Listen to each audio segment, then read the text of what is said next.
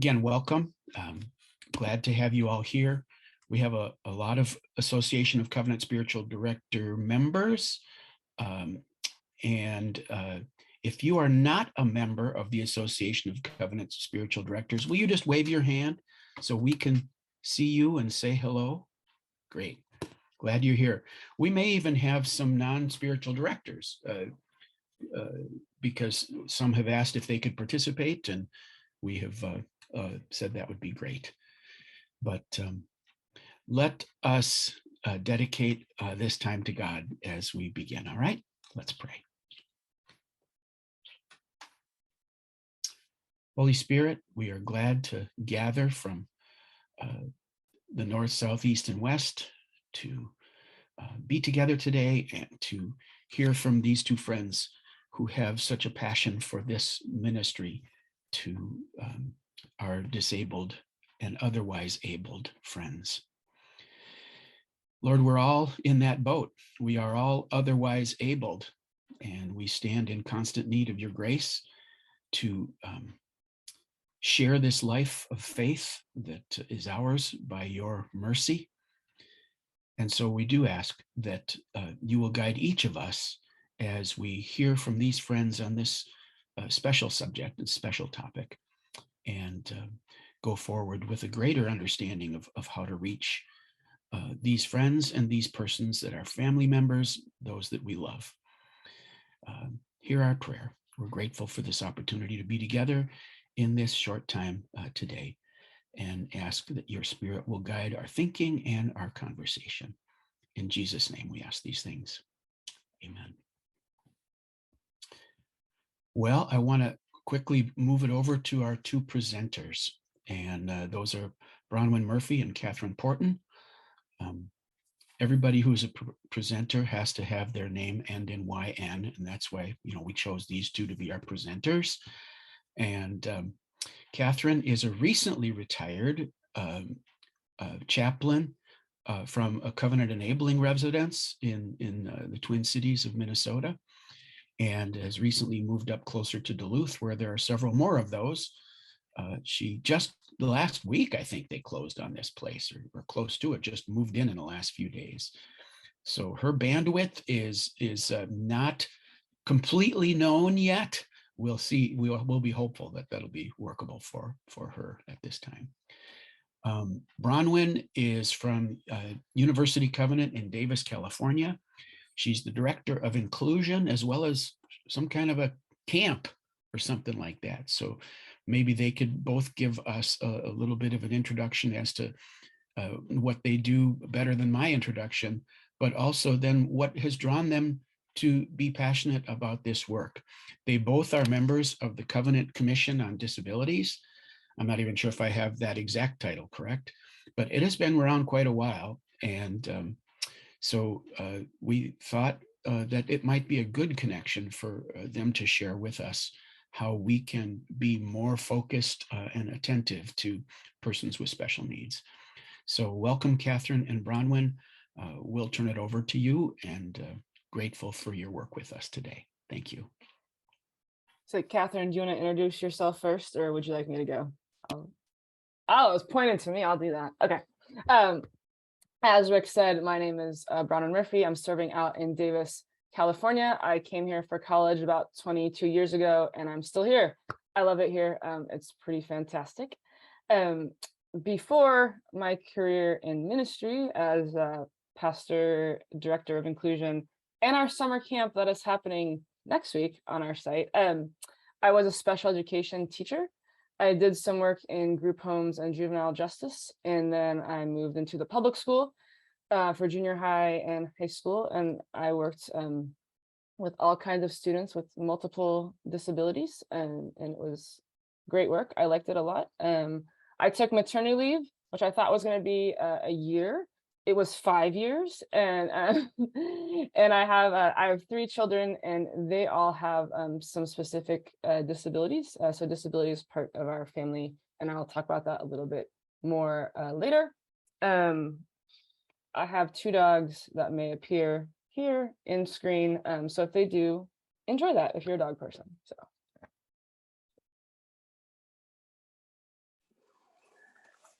Hi, yeah, I'm Kathryn Porten, and thanks, Rick, for mentioning that. I had just moved. We just had the movers bring our belongings yesterday. Worked until about 8:30 with them, dumping a semi load of stuff into our new home. So we're a little scattered, but as Bronwyn asked me, she says, when you get together with a group of spiritual directors, like one of her questions, are they usually on time? And I said, I have this bad habit of saying, if anybody asks me to do something, I go, yeah, yeah, yeah. And when this came up, I went, absolutely, not really considering what the day after people dropping stuff off in my house might feel like. But the beautiful thing about meeting with you folks is I know we are all coming, not just ourselves and just our own history, but we are coming with a spirit. And it's always such a beautiful thing to be with you guys. It just gives me goosebumps to be around this many people that are focused on hearing from God. So really looking forward to that. I think I'll do a little bit of my introduction now, Bronwyn, and then you can get into your. So one of the things that I had asked of both Bronwyn and I is to talk a little bit about what makes it okay for us to be sitting here talking about this. Why would Rick and the spiritual directors come to us and say, let's talk a little bit about this type of ministry? We don't often talk about it. So I just want to share a little bit about my background. So I started with having, like many people, a few people in my family. So from birth, I've had a few folks that have intellectual disabilities and had relationships with them. Matter of fact, one of my older cousins has severe intellectual disabilities, but I had her be the babysitter for my daughter when starting from age 2 to about 5. So I just always had this, everybody just kind of bring what they can to the table, and not put people in boxes. And I was trained well from the very beginning. And then I started working in the field as a volunteer when I was about 14, um, and had many roles. And I won't get into a lot of details, but have worked in many different college campuses, making sure that they were compliant with the regulations for people with disabilities. And then fast forward up to when I started doing spiritual direction. The training was somewhere between 10, 15 years ago. I always lose sight of what year that was. I went into formal training. And in my second year of training was when God really started to talk to me about how people with intellectual disabilities experience Him. So we would go into any of the disciplines and learning the different centering prayers and paying attention to the presence and all those things. And throughout the sessions, as I was learning, God was whispering, so if you had an intellectual disability, how would this be?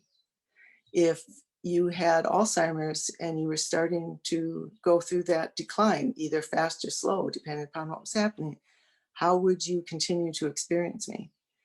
And so it was very real and present for me all through even my training. And then it was great to find the covenant. Sorry about the chirping. And find that the covenant has the residences for adults. Excuse me. And they change their name every so often. Right now, I think it's Covenant Abling Network, CAN. I believe that's if anybody's on from there, they can correct me if I'm wrong. And so and this particular residence happened to be on the church campus that I was at in Rice Creek, Lino Lakes, Minnesota. So so I have been for the past 10 years working, as Rick said, in a chaplain role. However, the covenant hasn't made that official. And it's as some of you that are on here that I see that they've heard me get up on my soapbox and talk about that these residences are under the same umbrella as the nursing homes and something else I can't remember. I forgot what it was, but and so the other places have hospitals. So the umbrella here in the covenant manages all three. And the other two have chaplains, but the residences don't. And as people think about that, they're like, well, that's why would that be? I mean, this is a group that would have trouble merging in with churches that all function at certain levels. You know, we kind of have a range when we're going through seminary that we learn about, you know, you try and get your sermons to hit a certain range. You get to learn your congregation. I mean, we have to function that way. We can't be specific to each thing. And that's one of the reasons for chaplains, right? When chaplains come, you know, can come along and take that more one-on-one personal role. They're not managing a church. They are specifically meeting people in their life situation. And so it's a perfect place. Well, you take the blend of chaplain and spiritual direction, and you've got, from what I hear from God, exactly what these folks need. People that can, that are trained, as we all are, to pay attention and see where God is working in people's lives and help them connect with that. This group needs that desperately. And so that's my motivation to come and talk to you all today, and a little bit of my background on why I've got some experience in sharing. Bronwyn, I'll turn it over to you. Oh, thank you. And I asked that question to Kathryn about the on-time nature of spiritual directors, because I work mainly in children and youth ministry, and we are not like on-time people. So I was just, you know, wondering. I'd love to hear from you all. I'd love to hear from you all, you know, kind of why you decided to attend today. I mean, you could have been doing anything with your Wednesday. Here it's Wednesday morning for me out in California. You know, maybe think about, you know, why you wanted to attend, and also maybe what goals you have of maybe what you want to get out of this and move forward with. So think about those things. But as we go, this first question that I have is super easy. All you need to do is be able to count 1 to 5. And I want to know, you can put it in the chat. I want to know how much experience, personal experience, do you all have interacting with people with disabilities? 1 being like, not a whole lot, 5 being like, yeah, I have a lot, I'm pretty comfortable. And I want you to put it in the chat, because I like to know kind of where we're at. Usually when I do trainings with groups of this size, it's mixed. And if you're like, oh my gosh, I'm a 1, I can't put that in there. No, put it in there, because we start where we start, right? Thank you. Look at this. When I was first teaching, my first teaching gig was actually junior high PE back in 2005. And I was probably at like a 1, maybe a 1.5. And I had quite a learning curve, and there's nothing wrong with being 1 or 2 or 3 or 4. So fantastic. Thank you guys. Yeah, it looks like it's mixed, right? So some of us maybe don't have as much experience, and we're here because we want to learn a little bit about it. And maybe some of us have a lot of experience. Jesse, I love the 4.5. That's how I work. I can't commit to a whole number. And so some of us are a little bit higher up, have more experience, but maybe want to refine kind of what we're doing. Thank you for that. You guys are lovely. If we have a couple people, maybe 2 or 3, maybe more brave, extroverted souls who want to say maybe specifically why they're attending today, I would love to hear you share that, so I kind of know which direction I'm going. Oh, and there are no wrong answers to this. So however you attended, the reason why you're attending is totally the right answer. So don't worry about getting it wrong. So feel free to share. You can unmute yourself. Yeah. Why are you here today? Do unmute yourselves.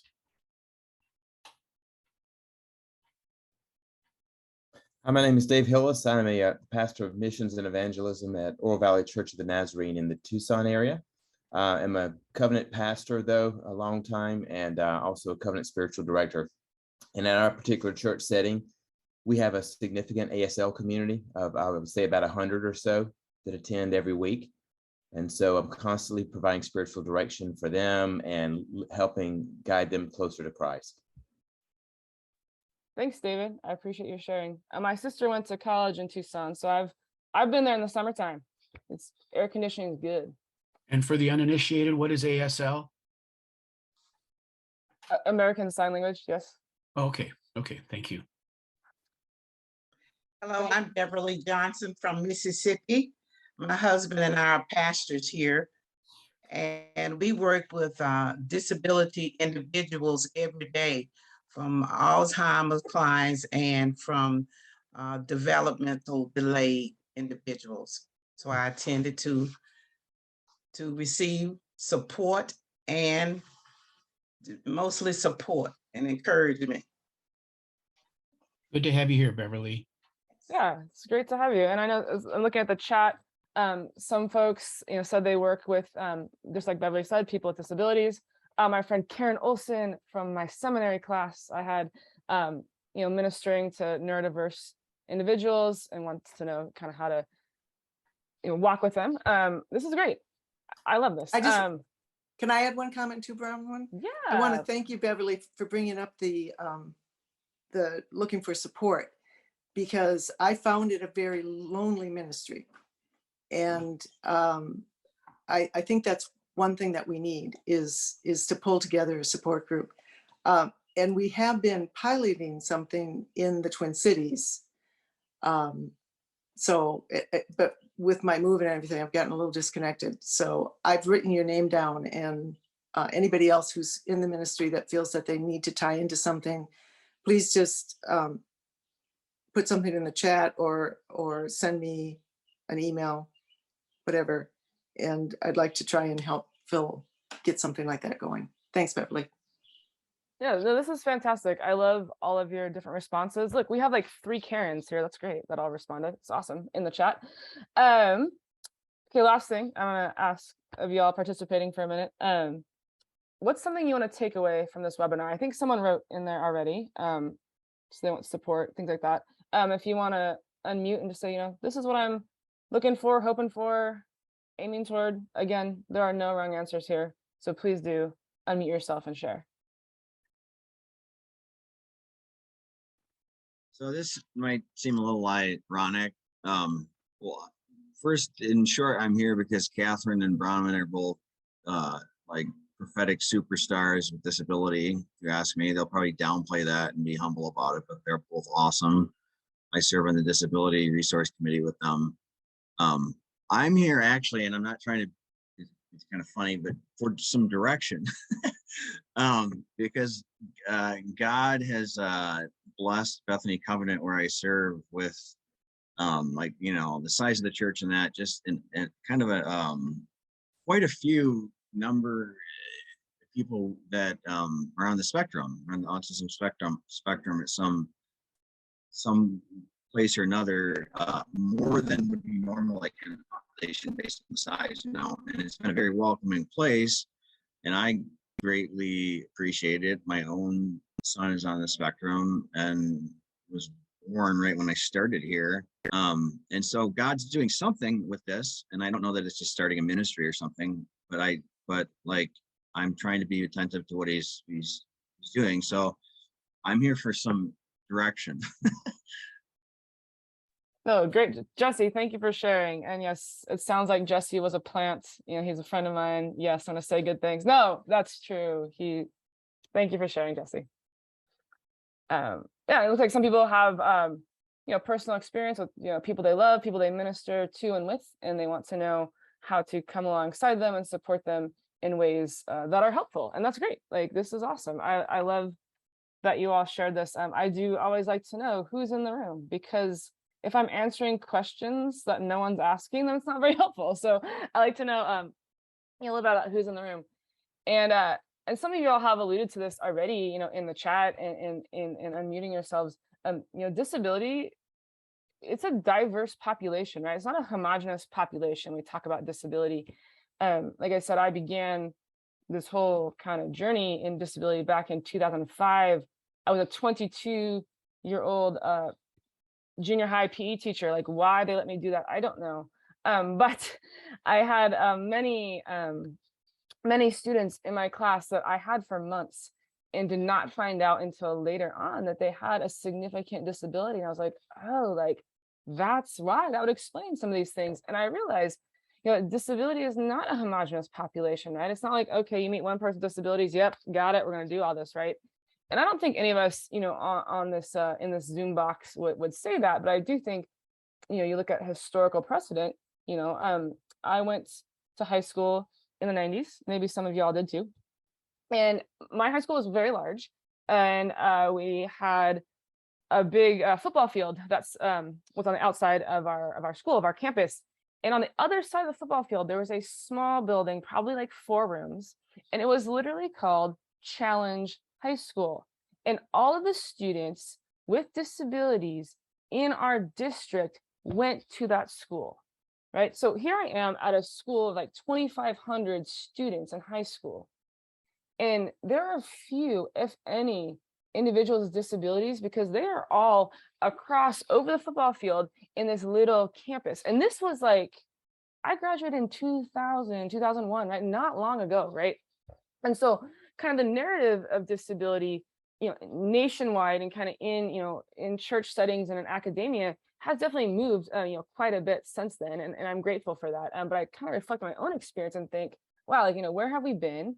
Where are we? And maybe where are we going? And so like I say, disability is not a homogenous population. And it is that way for many reasons. Some of you all alluded to Alzheimer's, right?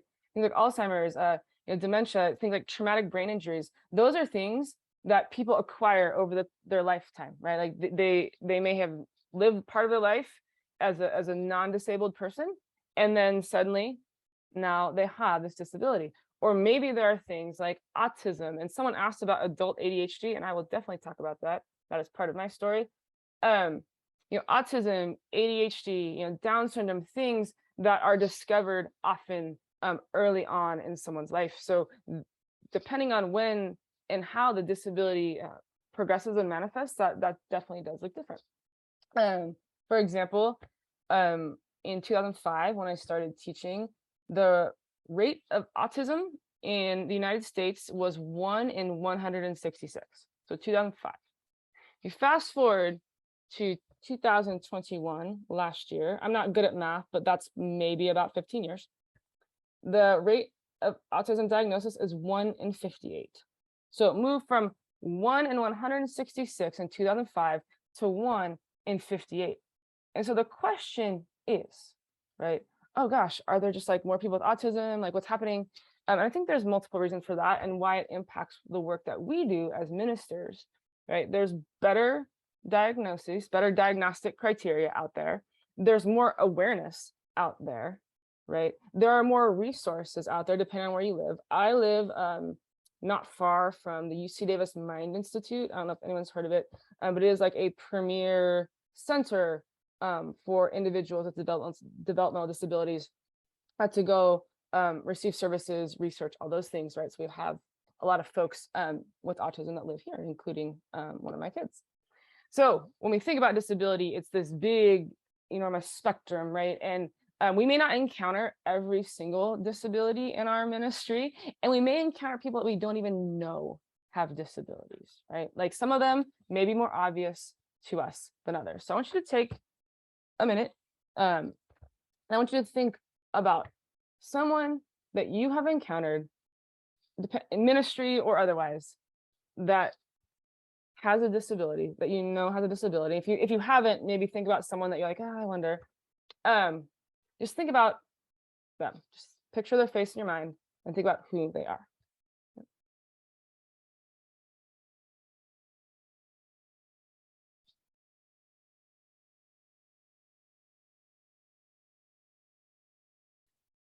So I think it's important that we do this because disability, right? Disability is very individual. It's very unique, right? That person, the way they experience that is unique to them. I will share a little bit my own story. I already talked about kind of my professional experience in this. I kind of thought I was just doing it for, this is my profession. I connect with students with disabilities. I like this population. But God said, oh, I have way more than that for you. I have 3 children, and they came into my family each kind of in a different way. And all 3 of them have some type of disability, and it is all very different. So I do parent that, and as they grow up, there are new and different things that I parent. And then I serve University Covenant Church as a director of inclusion. So my work there is mostly doing pastoral care and things for families and individuals impacted by disability in our community, because our community has a very large population of those with disabilities. And also, my own story definitely involves disability. So I have ADHD and OCD, so attention deficit hyperactivity disorder and obsessive compulsive disorder, which is an anxiety-based disorder. And when I was very young, like, I don't know, second or third grade, I remember being in my class at school and you were kind of going through the things. I remember thinking like, wow, like my brain is just kind of going. Like my brain just kind of goes. And I wondered, does everyone else's brain just kind of go? Like these kids sitting next to me, does everyone else's brain just kind of go? Right? Does anyone else like randomly like obsess over like how high the windows are like in the bus that I'm riding to school? Does anyone else think like that? So I was about 8 when I kind of started thinking about these things. And as I grew up, you know, I did school, I did sports, I did all the things you're supposed to do. And some of life was insanely hard. And the parts of life that were insanely hard didn't seem to be the parts of life that were hard for my friends. Right? I remember I used to play basketball fairly like at a high level competitively when I was a younger person. And I had this very specific routine that I did before every basketball game. Now, I probably have played hundreds of basketball games in my life, hundreds, like fall, spring, summer, winter, hundreds of games on dozens of teams. And this is a very specific routine that I did before every single game. And sometimes, depending on what was going on, that routine was disrupted. And I was like, that's it. I can't do this anymore. Like, I just can't. I look at my friends, my teammates, like how they just like walk out there and start playing basketball, right? How they do that, right? What's going on with me? I didn't discover that there was a name for all these things until I was about 34 years old, which was not that long ago. I already told you when I graduated high school, so not that long ago. And for me, I thought, okay, how does this inform how I viewed God? Right? How does it inform how I felt when I was at church? I would sit before I worked at a church. I would sit in the pews and I think, oh my gosh, this is a lot of words. Like there's so many words, right? I can't follow along. I can't like take notes, right? I can't do this. Maybe I'm just not a very good Christian. Maybe I'm just not that great. Maybe I just don't like, I can't figure out how to do this, right? And over time, after this happened over and over again, I didn't even know this was going on. But it totally impacted how I viewed myself in light of God. And I got to the question, am I created in God's image just as much as someone who does not struggle with these things? I was like, what kind of question is this, right? You know, I've been to seminary. I'd like studied the creation account. I've written papers on the creation account and all this exegesis. I should know that I'm created in the image of God, right? But because of my experiences, I'm wondering, oh my gosh, does anyone else think like this? Does anyone else's brain just go? Does anyone else sit in church and just like leave and go, what just happened? Like I'd get in the car, my husband was talking about the sermon. I'm like, did we even go to the same church today? Like, I have no recollection of any of that, right? So a couple years ago, I started doing spiritual direction. I don't think my spiritual director is on this call, but she's really cool. You all probably know her. And I did it because part of the covenant, pastor requirement is you do. So I said, okay, fine, I'll go. And I said, I'm not gonna be good at spiritual direction. I said, isn't it just like lighting a candle and listening to Enya and doing like lots of contemplation, right? Like I just can't do this. Like I'm a big Enya fan, but like I can't like just do this, right? And she said, no, Bronwyn. She said, what we're doing is we are looking for ways that God is moving in your life. I thought, okay. I said, but do we have to listen to Enya and light the candle? And she said, well, I'm gonna light the candle. We don't have to do Enya. We could light the candle. Okay. And let me tell you, like, it has been one of the most transformative experiences for me in my ministry journey and in my kind of figuring out, like, who am I, right? Who has God made me to be? Right? Yes, Sail Away. That is a good song. My kids love it, Jesse. Thank you.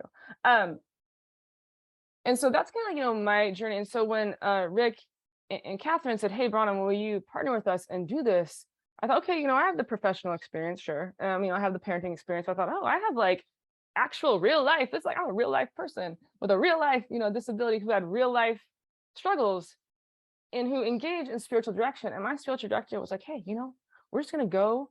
We're gonna go where God leads us. I said, okay, that's the best way to go.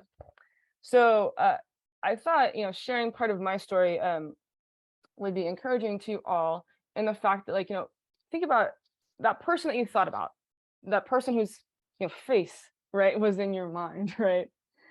They represent, their particular brand of whatever disability is doing, right? Like whatever their experience is their experience. And as ministers, right, and y'all, as especially as spiritual directors, right, have the ability to walk alongside them and just have them help discover, like, where is God moving in your life, right? What does this mean? So I wanted to share that, with you, because I'm not a spiritual director, but it sounds really cool. I actually really like it. I'm glad you all are. But what I love about my experience in spiritual direction, coming from the background I came from, being aware of maybe how my brain worked differently, what I love about it is that I feel like I'm always moving forward. Where is God at work? Where is God at work? And having that person come alongside me, say, Bronwyn, like, this is how God made you in his image, and this is how we're moving forward. So that is what I have to say about that. So I hope there was at least some nugget of something, that you all can take from that. And if you have other questions, feel free to put in the chat or email me or whatever. But I'd like to turn over to Kath right now. We have a fun, which I think is fun, activity coming up. Thanks, Bronwyn. Does anybody have any questions for her? They're fresh. Don't want to let that go. Just go ahead and unmute yourself and ask away. Thank you to both Go of you. ahead, Anjali. Yeah, thank you to both Yeah. of you. Yes. Yeah. Oh gosh. Thank you both. My goodness. So Bronwyn, I'm curious, when you started meeting with a spiritual director and it sounds like said, well, of course, God is moving in your life and we're going to pay attention to that. And is there anything specific that she did that helped open up your awareness of God's movement, particularly in what had been called a disability or differently abled, etc.? No, that's a great question. It's funny that the person, my spiritual director, actually knew her in a different capacity and worked with her, so she knew a little bit about my story kind of before I began. But I think what's been the most kind of enduring legacy of this has been her presence with me in this and saying, hey, Bronwyn, like, we are going to move forward. Like, she's not sending me like out on my own. She's like, hey, see ya. I'll see you next month. She's like, hey, like, let's work through this. And so I really, truly feel like I had somebody coming alongside me to do this work. And for me, like, I'm an insane extrovert. Maybe you've picked out on that. I don't know. But like, for me, I'm like, yes, like, I feel like for me, God has used over and over, other people to come into my life and speak these truths that I may not be paying attention to or listening to otherwise, right? And so her very presence with me in this process has been incredible. I'm like, okay, like, this is like, God is present. Like, just as, some of these people are present for me, like, God is present. And looking at the work of God in my life, and the work of God in my life is unique to what he's doing in my life, right? And it's not a mistake. He's not like, well, okay, now I got to work on you now. He's very present, right? And so, yeah, I love it. Like, I totally am a convert to spiritual direction. Like, it is, like I said, I still listen to Enya, just not during spiritual direction. But it has been very, very cool to kind of, as I'm living in my pastoral identity or whatever is happening there, to kind of unpack that and move forward and maybe look at, what kind of underlying messages had I internalized about God that were not true? What kind of messages had I internalized about who I am in Christ? I remember I was at a different church for a long time, And they often spoke about your identity in Christ. And I'm like, what even is that? Like, what does that mean? Identity in Christ. Like, look at me, God, like I'm kind of a mess here. What is this, right? So it kind of, helped me determine, oh, where may I have had kind of this wrong idea about God and God working in my life. So yeah, it's been a very cool experience. Like I said, she doesn't just send me off into the next month, like, well, see you later. And second Tuesday of the month, she's present with it. So that was the long answer, but that's the story. Question. Thank you again for that, Bronwyn. Question for Kathryn. I was moved by your comment that the covenant has chaplains for hospitals and chaplains for the care centers, the covenant living centers, but they don't have chaplains for the enabling residences. I spoke at a church in Grand Rapids several years ago, and they housed me at the enabling residence. And I tell you, that was an amazing experience to live with these guys, even in the short time I was in the building during those several days. Why do they not have chaplains in enabling residences? Or, what's that all about? Or is there ever any movement toward that in our covenant system? Okay, so I've been across the board, with the people that are in charge of, and I always forget the name of that umbrella, the care umbrella. Yeah, probably Covenant Ministries of Benevolence, I think is the name. Probably, okay. Met with them, met with the people that are in charge of the ordination process. There's another umbrella, or I'm really bad at, the organization names here. Our own superintendents, I've spoken to a number of superintendents. I've just been all over the place talking to people for about 10 years. And I get a lot of positive reactions like that, well, of course, this should happen. But the covenant has not been able to move forward. And I don't have a clear understanding on why not. I don't want to come up with, well, it's money. Well, it's, this is God's desire. This is God's plan, that the church sees the people with that our society terms with disabilities, that and that maybe we see them as weaker, thinking about 1 Corinthians 12, 20, I believe it is.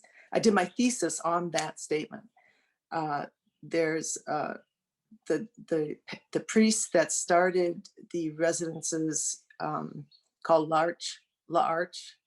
It's in French, so I don't know it. Jean Vanier, he died a couple of years ago, and I know he got a little bad press after he died, which, let's put that aside. But he brought this question forward. If we truly believe that the weaker are the stronger, that the weaker are essential, as it says in 1 Corinthians 12, how are we living that out? Well, not very well. I mean, we have to realize, not very well. A lot of churches do not tolerate the disruptions that come from people with maybe Tourette's, maybe the severe OCD, people that come in the room and have to make sure the light switches are right and the chairs are in the right position. They come into church and they have to make sure all this happens.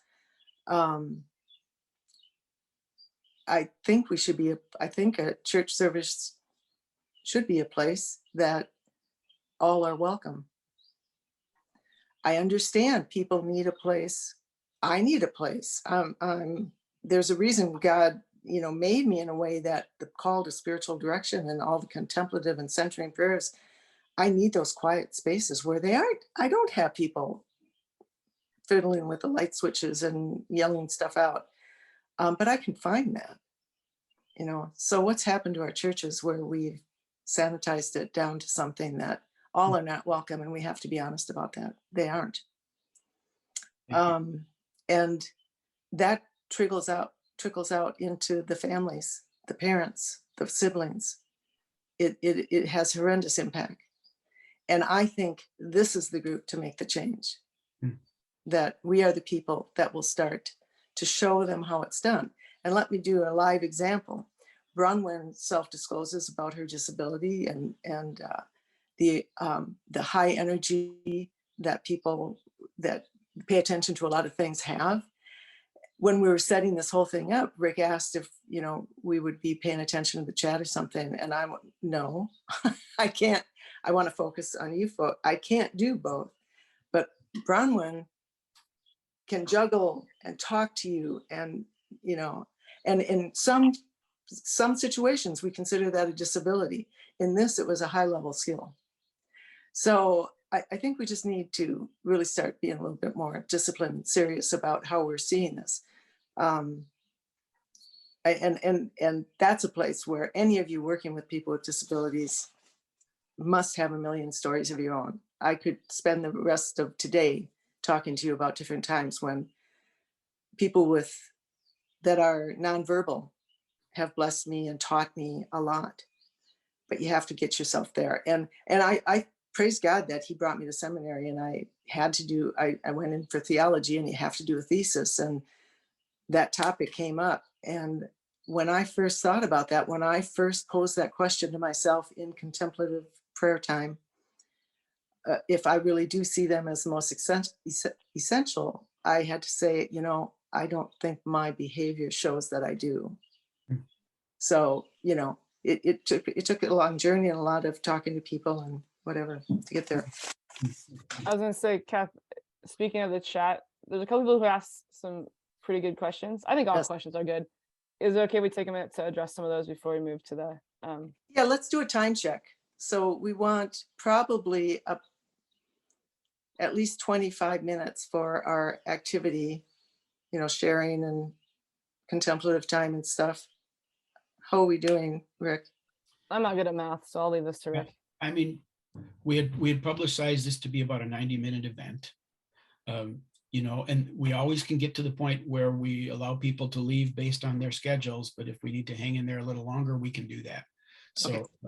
you know, we'll play that by ear, but people, all of you, all 30 some of you who are on the call here, obviously you need to manage your own timing and do what you need to do.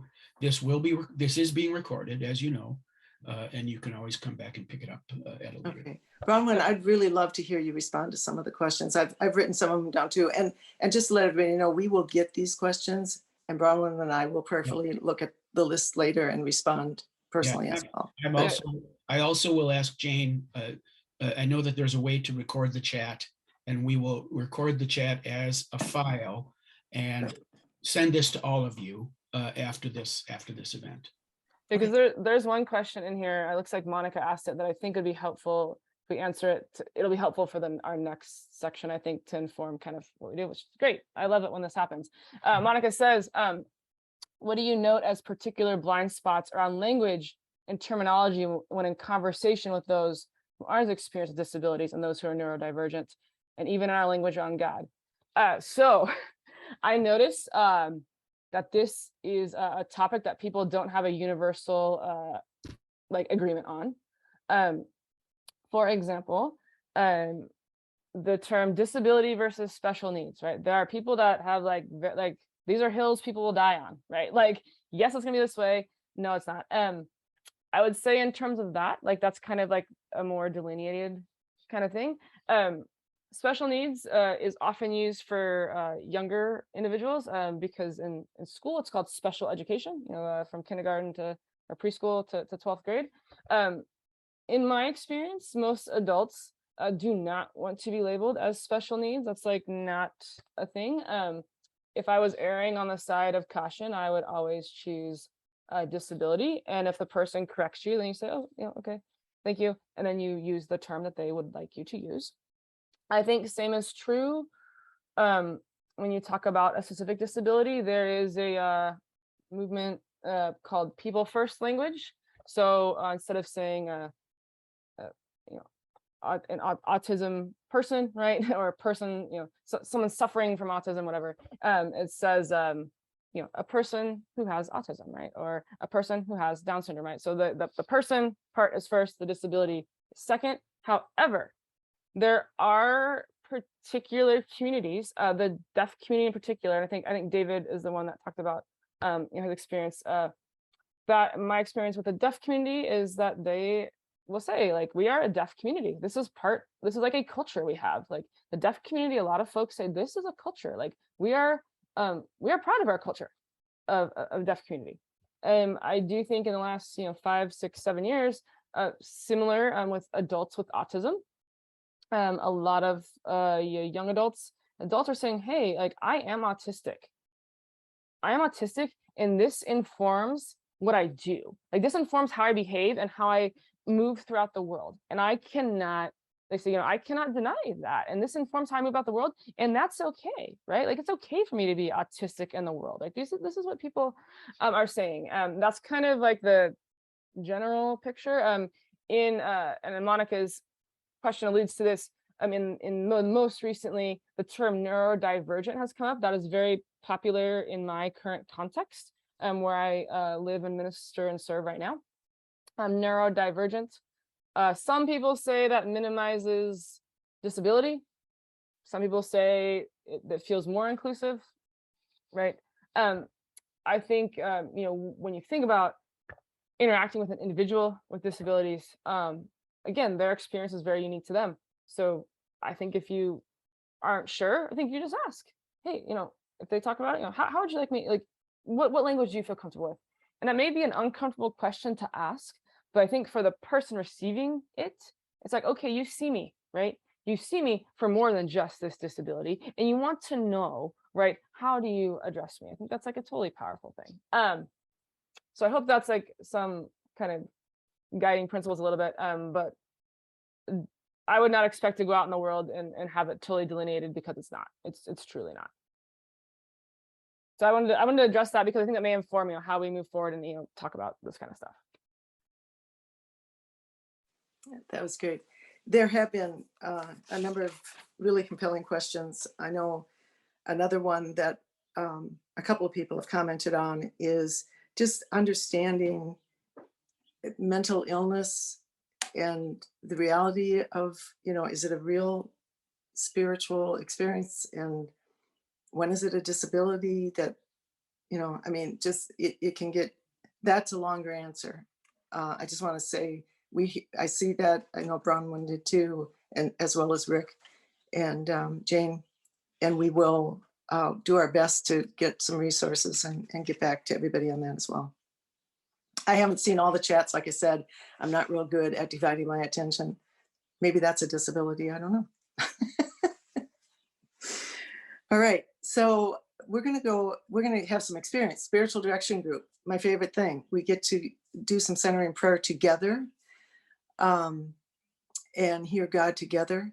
So what we're going to do first is I'll do a centering prayer practice. The real good one that God used a lot with me and continues to, Psalm 46:10, be still and know that I am God. I can't do that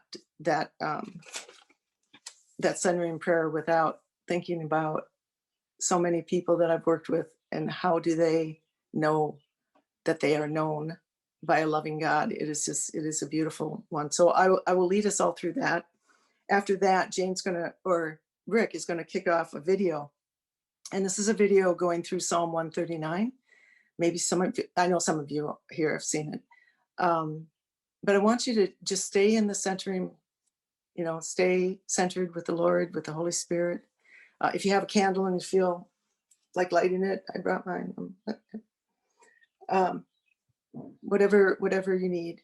And as you listen, just pay attention to how this experience of Psalm 139 is hitting you. See, like where in your body, just the normal things that we do to help, where we know the Spirit is using those experiences to teach us, to talk to us. Then we'll go into some breakout sessions and do kind of a semi peer supervision. Pick a leader out of the group, or somebody raise their hand and say, I'll keep an eye on the clock and I'll try and keep things going. But a few people share, and a few people ask some really great questions of those folks, and see if we can dig just a little bit deeper into how God is calling the spiritual directors in the covenant to fill this huge gap that we have in the spiritual lives of people with intellectual disabilities. So I want you to get comfortable. Like I say, light a candle or turn off lights or open windows, whatever helps you get to our centered. And I'll just do I assume everybody here has done it. Be still and know that I am God. And then each time I do it, as we breathe in and we breathe out, we'll say one last word. And then we'll just sit in silence for a bit. And Jane, I will send you a text to say when to go ahead and kick off, or Rick, I'm sorry. I'll send off a text to say when to kick off the video. And then we'll just sit for a minute after the video and then go into some breakout sessions. Okay, everybody ready? All right, so get yourself comfortable, feet on the floor. And deep breath in. And hold and release slowly. Do that 3 times.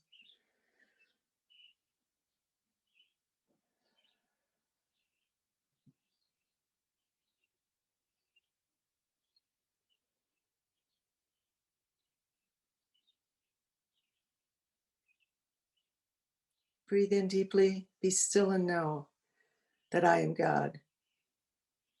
Hold and breathe out.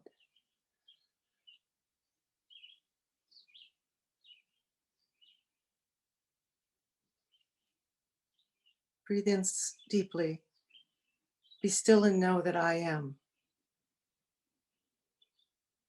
And release.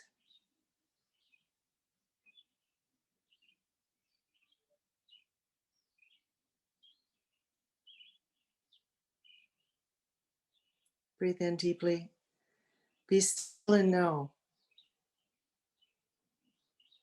And release.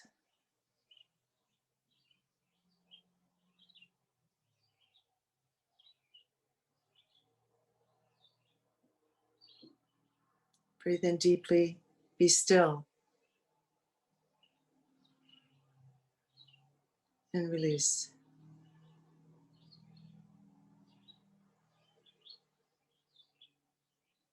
And one last time, breathe in deeply. Be.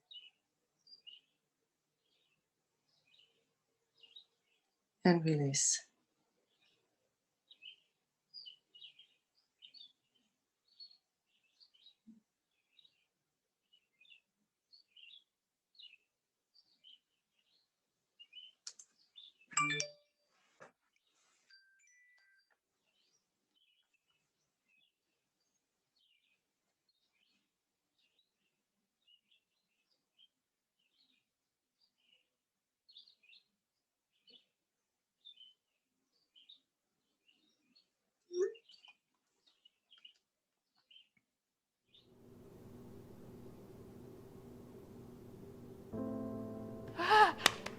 Say wave hi.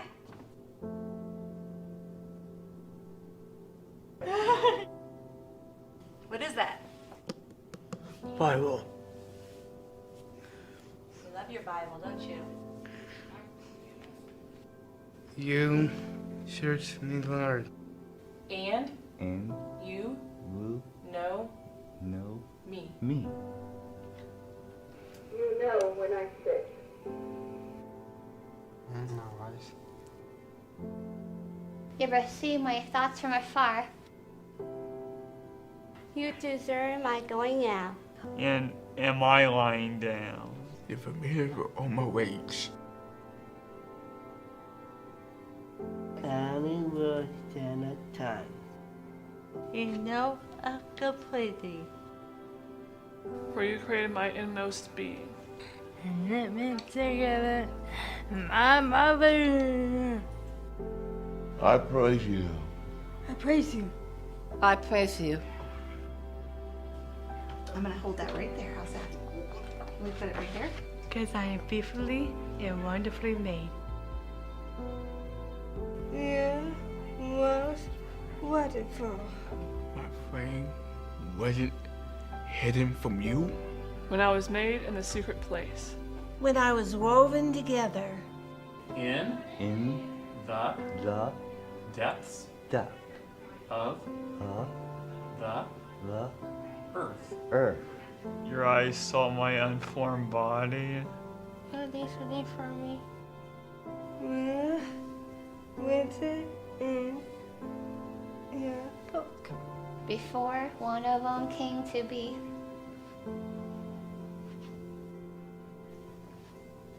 How fast is the sum of them? They outnumber the grains of sand. I am. I am I am deathly. The free meat. 'Cause I am beautifully, wonderfully made.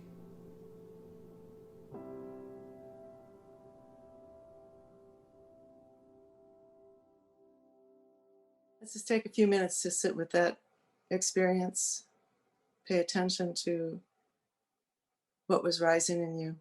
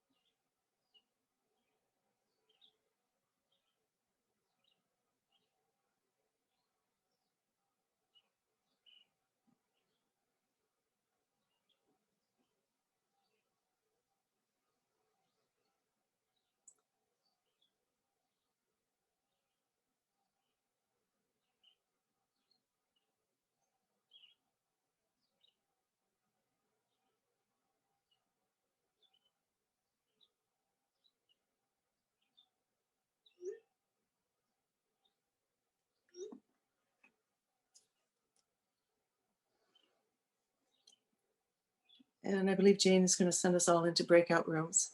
When you get there, just see if somebody can lead your group through a sharing time for about 10 minutes. Really good. How did the video that I ran, you were participating, you were participants. How did you experience that? Anything? We might as well do a little sharing here. Every time I see it, I get excited. Go ahead, Jane. I loved it. I think one of the things that I noticed while I was watching it was just this unbridled joy that like surfaces, right? Like, how do you like not smile when as they were like speaking truth? Yeah. And it was a little surprising, I think, but I'm like, oh, dang, there it is. Like, and so it was, but also too, I feel like what you all had shared had also kind of like built up to that. And so I think, I think that this webinar is very powerful, and so very grateful for both of your stories and expertise. Yeah, I'm feeling God's spirit doing this whole thing. Yep, I agree. Yeah. I agree. It's because you lit the candle at the beginning. That's why. Right? Well, that's what it is. It's my candle. I got Enya going on in the background, just so you know. I had this like, I remember I told Jenny Trees that I said, this is like Enya and stuff. She's like, I don't know about that. No, and the video, right? So we have an inclusive preschool at our church that I work at quite a bit. And that is like the first verse we teach them, that I'm fearfully and wonderfully made. And you got these like little 3, 4, 5-year-olds. It's like, and they're like into it, and they like believe it. And then I think like, okay, at somewhere along the line, some of them are gonna question if that's true. And I think that's like kind of what I alluded to. Like, is this really true, right? Like this truth that I discovered when I was 3, 4, 5 years old. If you're going to our school, right?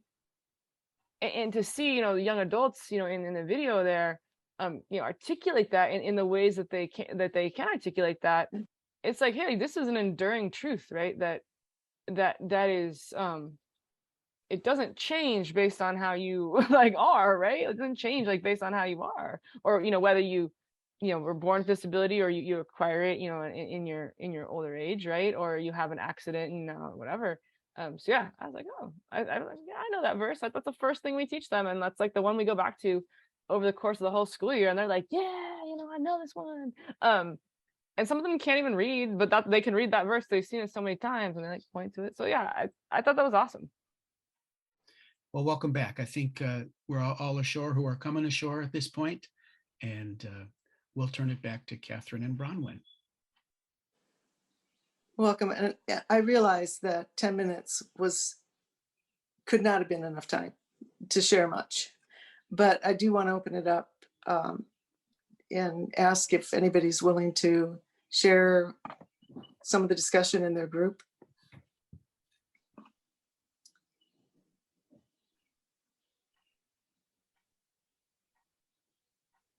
I can share in our little mini group. One thing that was shared was just a feeling of joy as watching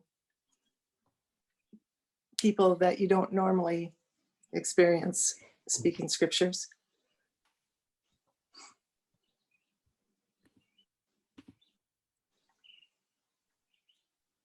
I think in our group, one of the things that was helpful that came up was whether we have a tendency to start with a sort of canon of practice and try to lay it on people, often quite inappropriately, or whether we need to start with the person and ask what practice, what form of practice, what modification of the practices that might be in that canon would be appropriate for a person with that particular disability.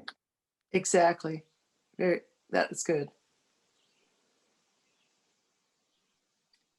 In our group, I completely sympathize and go along with what Paul just said, and that was brought up in our group also.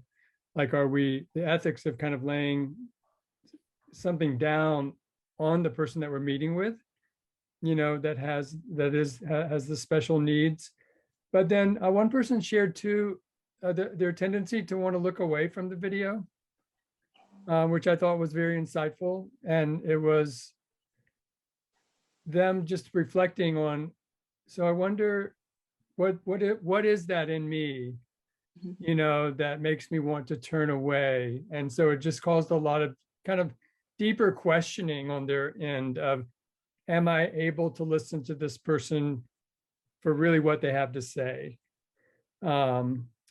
So I thought that was a very genuine reflection. Another person had some experience of working in a, I guess, a more classic kind of situation with people with special needs, and found herself kind of knowing both sides to these people. I think it was she forgot exactly what she named her situation, her work situation. It was kind of a dual, that a diagnosis of, some disorder along with something else. And so she had a hard time listening, not also knowing sometimes the reaction, the negative reaction of the person. So I guess it's just an accepting that person for who they are, where they are, without trying to bring other things along with it from our past experiences. No, I think, Neil and Paul, your groups totally hit on something I think the church is, like the big C church, right, is dealing with, of like, okay, are we expecting people to come in to our space and just fit somewhere? Are we trying to cram them in to what we think we should be doing, what we think church should be like, what we think, small groups or, spiritual direction, whatever should be like? Or are we actually seeing them as individuals, right? When you think about that person, like their face in your mind, right? Are we actually seeing them as individuals? And maybe when we learn that, like we learn about them as individuals, that informs how we are, right? That informs how we then, minister with and to. And I think that's the big question, right? That's the big C church question, right? So I appreciate, y'all wrestling with that, because that is something, like, in my current context, and probably every context I will ever be in, and we will all ever be in, that's something I think we are contending with, right? Are we just shoving people into things, or saying, hey, if you don't fit this mold, then sorry, you know? So yeah, those are great reflections. And I think one of the, what you all have kind of brought us to right now, what the Lord has brought us to is, so we have this time together, introduce, maybe not for the first time in your lives, this topic, but actually take 90 minutes for this group to sit down and just focus on this topic. Now, what are you going to do? Right? I mean, the 90 minutes isn't enough to share all the, I'm sorry, a repairman just came into my house. I hope you're not being disrupted by that. You're fine. You're fine. So I would say with total confidence that the next steps for you is to wrestle and sit with everything that you just experienced in the last 90 minutes. And feel free to connect with any one of you, to bring it up in your next peer group, to bring it to your church. And Bronwyn and I, as Jesse is talking about, our soapbox is right next to us all the time. We'll jump on it at any moment. We are both passionate about this, and you can feel free to contact us. But I did want to throw that out as, because you're deep thinkers and you're skilled at wrestling, and more is going to be coming up. And I don't want any of that great fruit from this time to be lost. So just wanted to throw that out. Perhaps Kathryn and Bronwyn can both stick their email addresses in the chat. That'd be great. Bronwyn just did. That's great. Don't let me forget to. Okay. Anybody else want to share? Oh, I'm sorry. I was gonna say, we had a question come up particularly about a specific disability, about Alzheimer's. I don't know if we have, Kath, if you wanted to address that, because it was a specific question someone had, or how you wanted to do that. So I know we're kind of getting down on time here. Yeah, right. You're right. Yeah, let me go to that. I was going to see if there was anybody else that wanted to share, but okay. And I cannot, you see, I can't multitask. I was going to put in my, while I'm talking, I'll have to put in my email later.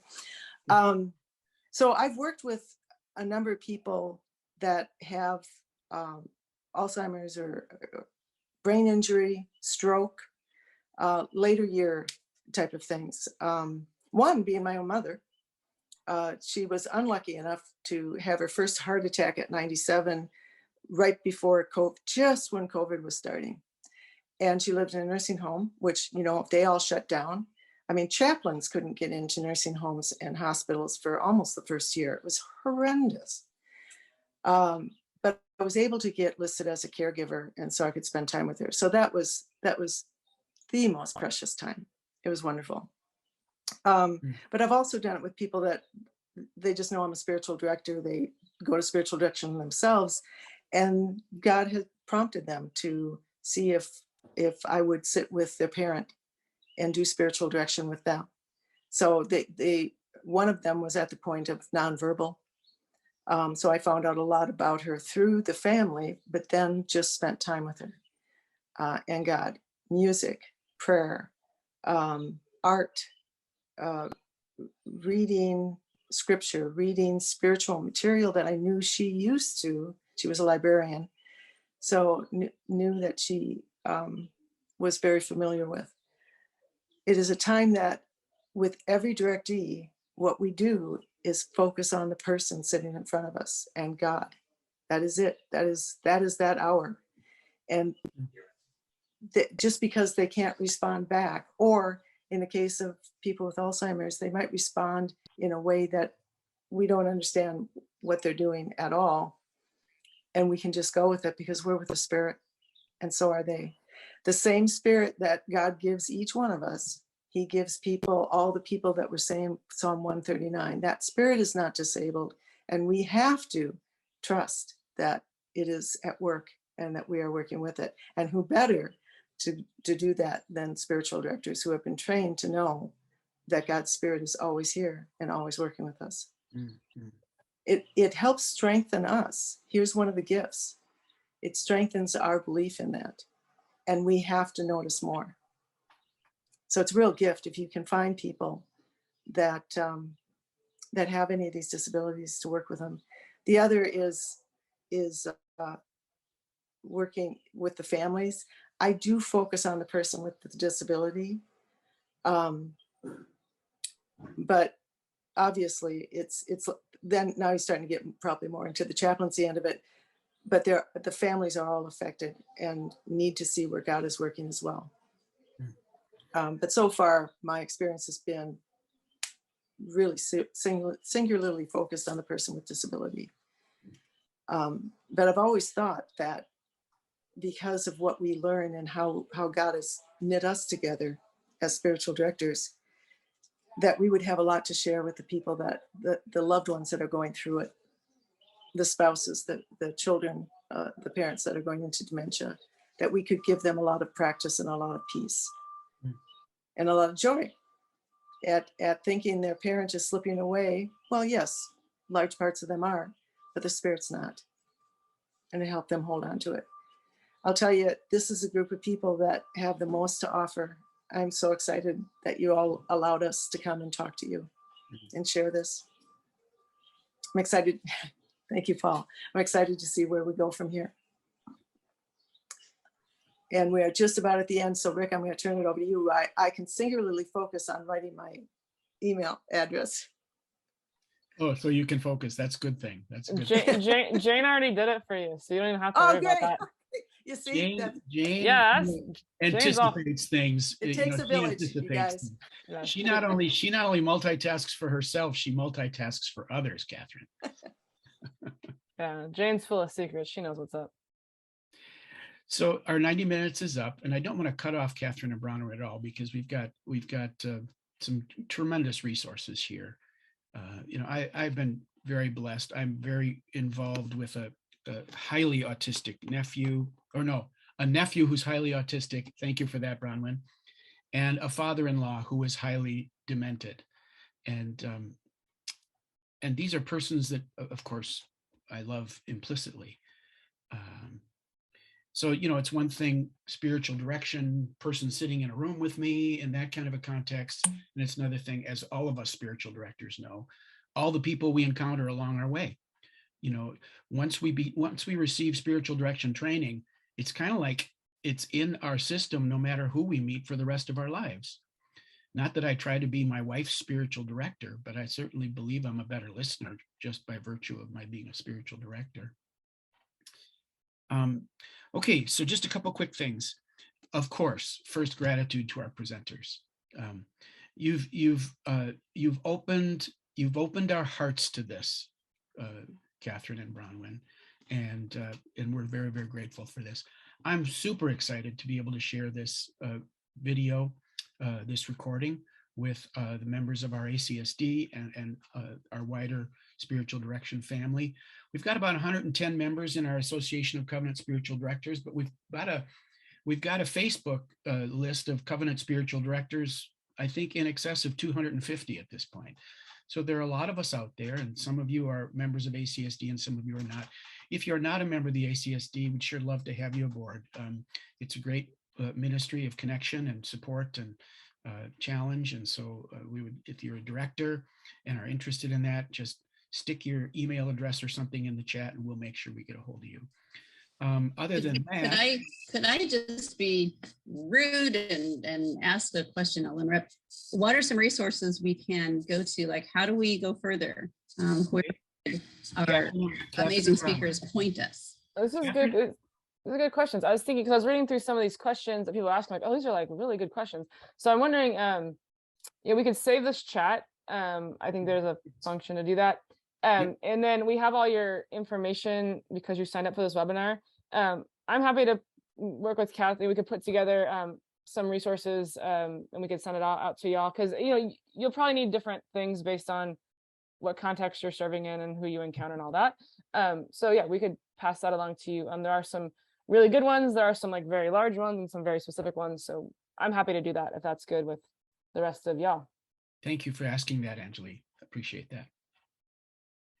All right, so Jane I'll also make sure Jane captures that chat if you don't mind. I know it's easily done. I just can't remember how to do it. Finally, I'll ask the Jane and Kathryn and Bronwyn to stay on when we dismiss, so we can just have a moment to make sure we've got our ducks in order to what else needs to follow up for this gathering, okay? Well, we're grateful for your time, folks, today. You know, all of you represent a lot of time put in this, just this hour and a half. So we'll be in touch with you again about further opportunities. Meanwhile, if you're a director and you're not at least on the Covenant Spiritual Directors Facebook page, let us know that as well, and we'll try to get you information for how you can be on that.